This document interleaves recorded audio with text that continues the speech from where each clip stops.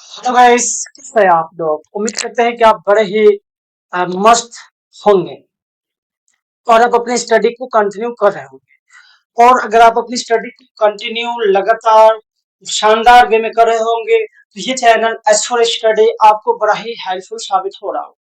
फिर कैसे साबित हो रहा होगा ये आप प्रीवियस लेक्चर देख के भी समझ सकते हैं भाई, जिसका लिंक मैं डिस्क्रिप्शन में आपको दे दूंगा। और साथ ही साथ जो है आप आने वाले लेक्चर को भी देख के समझ सकते हैं, क्योंकि हम आपको कई सारा चीज उपलब्ध करा रहे हैं फ्रेंड। तो जैसा कि आपको पता है कि आज का ये हमारा 10वां लेक्चर है। तो 10वें लेक्चर की ओर हम लोग बढ़ते हैं। इसके पहले भी कई सारा वीडियो आपके लिए अवेलेबल है इस चैनल पे, एस फॉर स्टडी, है ना। चलो बच्चे, तो आज का क्वेश्चन ऑफ द डे कहता है कि जहां गलती ना हो वहां झुका मत करो, और जहां इज्जत ना मिले वहां रुका मत करो। इस बात को आप अब लगा लीजिएगा अपने दिलो दिमाग में कि ये हमने आपको क्या बताया है, और ये आपको किस तरह से आपके दिमाग को ये मतलब कॉल करेगा, आपके दिमाग को ये बताएगा ये कोटेशन कि हाँ, ये बात आपने बिल्कुल अच्छी बात कही है आपने, है ना, कि जहां गलती ना हो वहां झुको नहीं, और जहां इज्जत ना मिले वहां रुको नहीं। तो फ्रेंड, इसी बात के साथ शुरुआत करते हैं आज के अपने इस शानदार, जानदार और मस्त, है ना, सीरीज का। सीरीज जो है, आज का जो क्वेश्चन जो पूछा गया है 2022 में, है ना, कब पूछा गया था फ्रेंड? 2022 में। कितना शानदार क्वेश्चन पूछा, पहला ही टॉपिक से, डेवलपमेंट से, है ना, विकास से। विकास एक डैश डैश प्रक्रिया है जिसकी शुरुआत डैश डैश के समय होती है।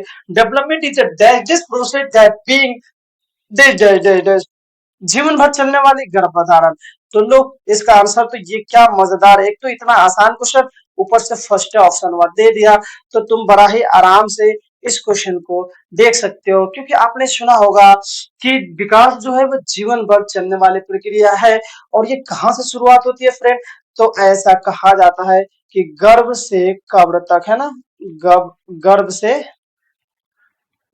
कब्र तक। तो गर्भ से लेके कब्र तक, इसी में एक चीज अगर और जोड़ दिया होता कि ये कहां से कहां तक चलने वाली प्रक्रिया फ्रेंड, तो आप क्या जवाब देते कि सर ये गर्भ से लेके कब्र तक चलने वाली प्रक्रिया है। Option A is correct. इससे भी जो है लप्पू सा क्वेश्चन तो पूछा नहीं जा सकता है। इतना आसान क्वेश्चन, इतना आसान क्वेश्चन आप बड़े ही मजेदार तरीके से बना सकते हैं। दूसरा question friend, assertion reason type का। सर्सन बोलता है कि गेंद को पकड़ने के लिए सीखने से पहले एक बच्चे में कुछ गति परिपक्वता होनी चाहिए। अच्छा, है ना। दूसरा क्वेश्चन कहता है सीखना विकास पर निर्भर करता है। Learning is dependent upon development. सीखना विकास पर निर्भर करता है। सीखना विकास पर निर्भर करता है। क्या ये सही बात है ना? तो बड़ा ही नॉर्मल सा इसका जवाब, ये बिल्कुल सही बात है। जो सीखना जो है वो विकास पर निर्भर करता है। जो एक छोटे से बच्चे के पास जो नॉलेज होगा, वो एक बड़े से बच्चे तो नहीं बोल सकते, बड़े से आदमी के पास उनके नॉलेज में बहुत सारा अंतर हो सकता है। तो ये बात इसने सही कही। गेंद को पकड़ने के लिए सीखने से पहले बच्चे में कुछ गति परिपक्वता होनी चाहिए।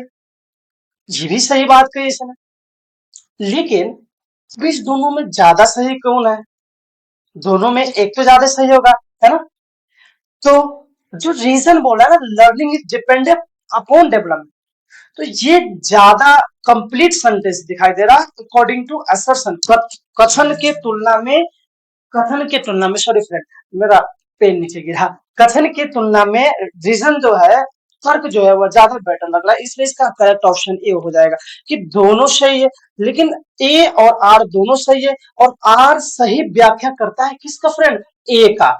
ए जो है उतना अच्छा नहीं बोल रहा है, क्योंकि वहां पर मेंशन नहीं कर रहा है कि जो बॉल को पकड़ रहा है वो किस गति परिपक्वता को चाहिए। चाहिए तो कह रहा है क्या चाहिए, वो नहीं मेंशन कर, लेकिन ये मेंशन कर देना learning is dependent upon development. तो ये इसने बिल्कुल सही बात कही। चलिए तीसरे क्वेश्चन की ओर फ्रेंड। तीसरा क्वेश्चन कहता है समाजीकरण एक डैश डैश प्रक्रिया है जिससे समाजीकरण की विभिन्न संस्थाओं के आपसी संबंध डैश डैश डैश। इसमें भी दो ऑप्शन। तो समाजीकरण एक सरल प्रक्रिया है, और ये पहला ऑप्शन बोलता है फ्रेंड सरल और महत्वपूर्ण। दूसरा सरल महत्वपूर्ण है, तीसरा जटिल महत्वपूर्ण, चौथा जटिल महत्वपूर्ण नहीं। मतलब ये हुआ कि समाजीकरण एक कैसी प्रक्रिया फ्रेंड, तो कॉम्प्लेक्स प्रक्रिया है, जटिल प्रक्रिया। Socialisation is a complex process in which connection among various agencies of socialization are important। तो ऑप्शन सी हो जाएगा। ये एक कथन को उठा के सीधे डाल दिया है ना फ्रेंड, तो जिसका आंसर तो तुम बड़े आराम से दे सकते हो। इन गधा से गधा भी जो है इस क्वेश्चन को देख के बना सकता है। और आप लोग तो पढ़ने वाले विद्यार्थी हो, पढ़ लिख के यहाँ तक पहुंचे हो, आप लोग बहुत अच्छे विद्यार्थी हो, आप तो बड़ा ही आराम से कर सकते हो फ्रेंड। चौथा क्वेश्चन वह कहता है कि किस चरण में बच्चे मूर्त समस्याओं को तर्कपूर्ण ढंग से सुलझा पाते हैं परंतु उठे निगमात्मक सोच करने में कठिनाई होती है। पहला ऑप्शन संवेदी चालन, दूसरा ऑप्शन पूर्व संक्रियात्मक, मूर्त संक्रियात्मक या अमूर्त संक्रियात्मक। थोड़ा सा इसके इंग्लिश में अगर क्वेश्चन को अगर इंग्लिश में बता दे आपको फ्रेंड, तो कहता है कि children is state can solve concentrate problem, है ना, इन logical fashion but have difficulty thinking hypothetically. कहने का मतलब ये हुआ कि किसी बच्चे में मूर्त समस्या को सुलझा तो सकते हैं लेकिन उसको सही ढंग से निगनात्मक सोच करने का मतलब होगा हाइपोथेटिकली थिंकिंग के लिए वह नहीं एलिजिबल है। तो वो किस एज का होना चाहिए, तो देखो फ्रेंड वो बच्चा जो है वो मूर्त संज्ञानात्मक अवस्था में होगा। मींस जो मूर्त संज्ञानात्मक अवस्था जो होता है 7 साल से लेके 11 साल, वह जो बच्चा होगा 7 साल से लेके 11 साल के बीच में होगा। जिसको आप कोई बात समझाइएगा तो समझ तो पाएगा लेकिन उसके लिए हाइपोथेटिकल थिंकिंग मतलब नहीं सोच सकता है, क्योंकि आप उन बच्चों को बड़े बड़े चीज आप साइंटिफिकली चीज समझाने लगेंगे तो वो उनके लिए मुश्किल पैदा हो सकता है। चलिए अगला क्वेश्चन, जीन पियाजे, थोड़ा सा यहाँ पे मिस्टेक हो गया। जीन जीन पियाजे के अनुसार बच्चों में अर्जुन अधिगम किस प्रकार में होता है। पहला फ्रेंड उद्दीपन व प्रक्रिया के अनुबंध की प्रक्रिया में। दूसरा कहता है कि जब तक इनाम और सजा का प्रयोग किया जाता है। तीसरा जब वयस्क नियंत्रण लेते हैं वह व्याख्यान देते हैं।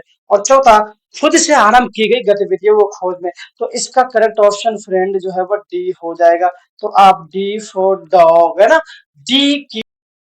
तो फ्रेंड 5 क्वेश्चन हो गया और उम्मीद करते हैं कि 5 क्वेश्चन आपको बिल्कुल ढंग से बेहतरीन वे में समझ में आया होगा। और जिन बच्चों को ये चीजें समझ में आया होगा वो जरूर कमेंट सेक्शन में बताएंगे कि हाँ सर हमें अभी समझ में आया है, हमने अभी पढ़ा है। और वैसे बच्चे जिसने पहले से पढ़ रखा होगा वो भी मेंशन करेंगे कहाँ पे कमेंट सेक्शन में, है ना। चलिए 6 क्वेश्चन को चलते हैं फ्रेंड। ये भी पियाजे जी से है। कहता है which of the following statement is not correct about Piaget proposal about sequence of state। पियाजे द्वारा प्रस्तावित चरणबद्ध क्रम के बारे में कौन सा वाक्य सही नहीं है। नहीं है, यहाँ पे ध्यान देना फ्रेंड, नहीं है ना। पहला संज्ञानात्मक बदलाव एकीकृत रूप में होता है जिसकी दिशा समान होती है। दूसरा एक चरण को लॉन्च कर दूसरे चरण पर आगे बढ़ा जाता है। यहाँ पे थोड़ा गड़बड़ हो गया फ्रेंड, हो जाता है कभी कभी। हम भी आप लोग के जैसे ही ह्यूमन बॉडी है और मनुष्य जो है वो गलतियों का पुतला होता है, तो हमारे से भी गलती हो सकती है फ्रेंड। अगला ऑप्शन बोलता है कि सभी चरण पर एक निश्चित अनुक्रम अनुसार होते हैं। और चौथा है कि चरण सार्वभौमिक है, यह हर जगह के बच्चों के गुणधर्म को दर्शाती है। तो 4 ऑप्शन में जो पियाजे जी ने कहा था कि स्टेज कैन बी स्किप, एक चरण को लांग कर दूसरे चरण पर आगे बढ़ा जा सकता है। कैसे, तो आप देख सकते हो ऐसे, यहाँ पे डिटेल एनालिसिस, जैसे आप इसको स्क्रीनशॉट ले सकते हैं। स्क्रीन को रोक के बच्चवा 7वां क्वेश्चन की तरफ बढ़ते हैं। अब पियाजे जी से पहुंच गए हम लोग। कोहलबर्ग के अनुसार नैतिक विकास के पूर्व पारंपरिक स्तर की क्या विशेषता है।